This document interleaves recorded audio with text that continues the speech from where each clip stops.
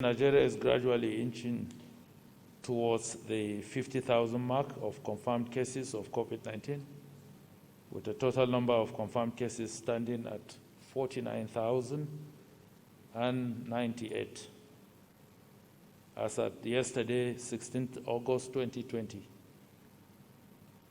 The Presidential Task Force has continued to observe the noticeable decline in fatalities, high discharge rates, and consistent under 500 daily cases for the past 4 weeks, in spite of the huge jump in our testing capacity and the increase in the number daily tested conducted. The Presidential Task Force wishes to strongly remind all Nigerians that we have not attained the desired level that would enable us make conclusive statements on the rate of infection in the country. We must therefore continue to do that which gives us record improvements and desist from actions capable of undermining our successes. The whole had its highest daily increase of 294,237 confirmed cases yesterday, bringing the total to 22.4 million, with a cumulative death of 771,000. These statistics are daily reminders that humanity is still endangered by this virus. We are also reminded that countries that appear to have overcome the pandemic are actually being forced to reintroduce even stricter containment measures. As a country, Nigeria should not and would not lower its guard. And as a people, we should also improve our compliance to the various protocols at all levels. Today, the senior secondary school certificate examinations commenced all over the country, like in other West African states, and the Presidential Task Force is happy to note the high level of compliance with the protocols for the reopening of exit classes. It is in this light that we appreciate the call by the National Association of Nigerian Students, NANS, for the reopening of tertiary institutions. As a listening government, we wish to state that education is topmost on the priority list, and the reopening of our institutions remain critical within set safety parameters. I want to use this opportunity to appreciate the subnational levels of government for their efforts at advancing the risk communication and community engagement strategy. The Presidential Task Force is happy to note that their ownership of the strategy has manifested in many states establishing sample collection centers in all their local government areas, while those that are yet to do so are also working on it. Similarly, the establishment of treatment centers, which is contributing to the high number of discharge cases and reduced fatality in most local government areas, is worth commending.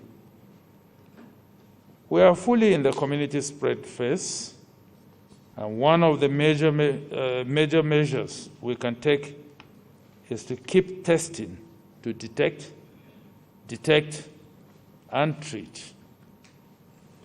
A number of countries have signified intention to repatriate Nigerians convicted and pardon and parole in those countries. They include the United Arab Emirates, Egypt, and the United States of America. Coming in the midst of our national response to COVID-19, all relevant agencies of government are taking multi-sectoral steps to ensure that the process remains within acceptable international protocols and in line with bilateral agreements. For the purposes of clarity, This should be distinguished from normal evacuation flights, and we wish to state that all evacuation flights will end by the 25th August 2020, after which airports will be given sufficient time to prepare for reopening. You will hear more about this from the Honorable Minister of Aviation as to the state of preparations. Our partners have continued to provide support for our national response.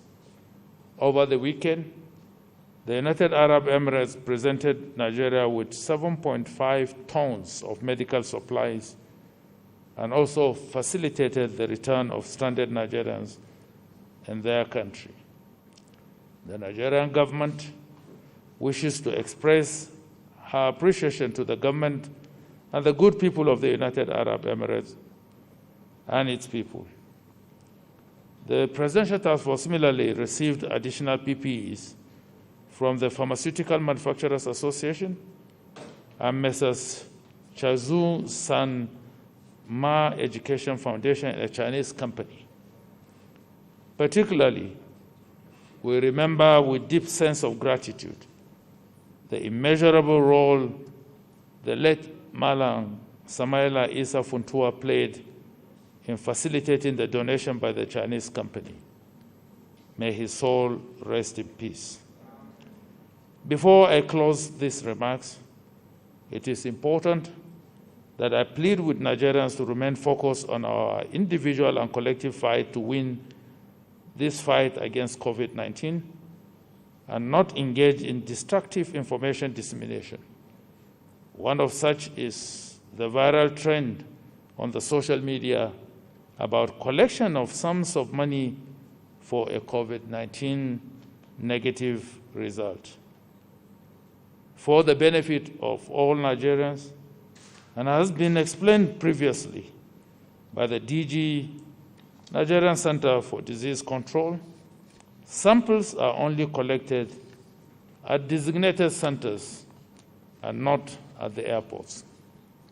It is therefore inconceivable that test results would be given at the airports where only passports of returnees are collected. It is disturbing to realize that while a good number of Nigerians are sharing their experiences with the coronavirus and encouraging others to take responsibility, some very few Nigerians are bent on spreading misleading information.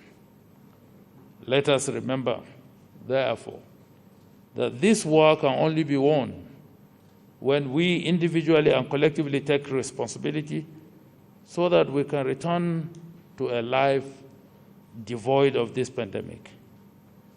Just comply with the measures put in place. Wear your mask properly. Wash your hands regularly. Stay away from crowds. Maintain social distance and join the campaign to fight COVID-19.